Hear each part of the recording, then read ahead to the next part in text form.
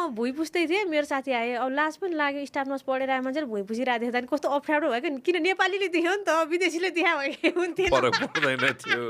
त्यही त हुँदो रहेछ क्या, नेपालीले देख्यो अनि साथीले देख्यो नि ढोकाबाट हेर्ने बित्तिकै, अनि त्यहाँबाट लाज नमान मैले नि यही काम गर्ने हो भन्यो क्या उसले साथीले। अनि भनेपछि अनि अलिकता हो कस्तो मिल्ने साथी रहेछ जस्तो लाग्यो। अनि त्यहाँबाट अनि उसलाई भेट भयो, हामी सेम एजको।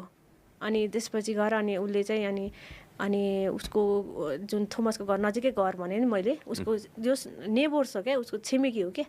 अनि त्यस लग्यो, अनि घरमा लगेपछि अनि एक दिन चाहिँ शनिबार चाहिँ मलाई मेरो एउटा मैले यस्तो भिजा एक्सटेन्ड गर्न लागेको, उसको चाहिँ कस्तो भने एसएलसी दिएर होइन छ। अनि एसएलसी नदिएपछि उसको भिजा आफ्टर 1 इयर पछि चाहिँ भिजा एक्सटेन्ड गर्न एकदम गाह्रो हुँदो रहेछ क्या। गाह्रो होइन, अप्सनै हुँदैन, बिहा इज द लास्ट अप्सन। कोही जर्मन पिपलसँग बिहा गरेपछि बल्ल उसको भिजा चाहिँ एक्सटेन्ड हुँदो रहेछ क्या। अनि उसले चाहिँ थोमससँग बिहा गर्ने भनेर अलरेडी त्योहरू सबै पठाइसकेको रहेछ। अनि मलाई भन्यो उसले मलाई शनिबारको भेटमा, अनि त्यहाँबाट आज मलाई खाना खान बोलाएको छ थोमसले, जाम भन्यो।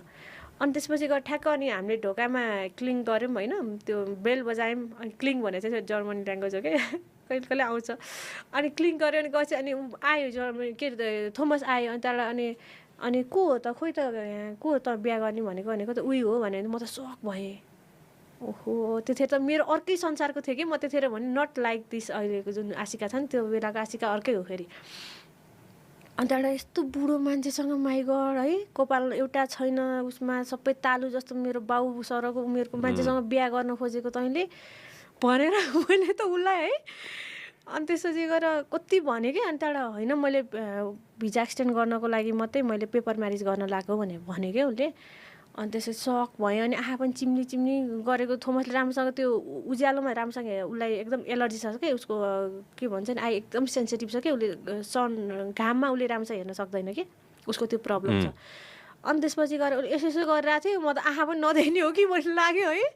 अनि त्यसपछि गएर त्यस्तो फिल भयो। अनि त्यसपछि गएर घरमा लग्यो, हामीले खानासाना खायौँ। अनि त्यसपछि गएर अनि उसँग भनौँ न प्रत्येक शनिबार बिदाको बेलामा उसले अब हामीसँग त गाडी थिएन हेर्नु होइन, ऊ पनि उसँग केही थिएन, मसँग केही थिएन, उनीहरू त जर्मन पिपल होइन, लोकल होइन।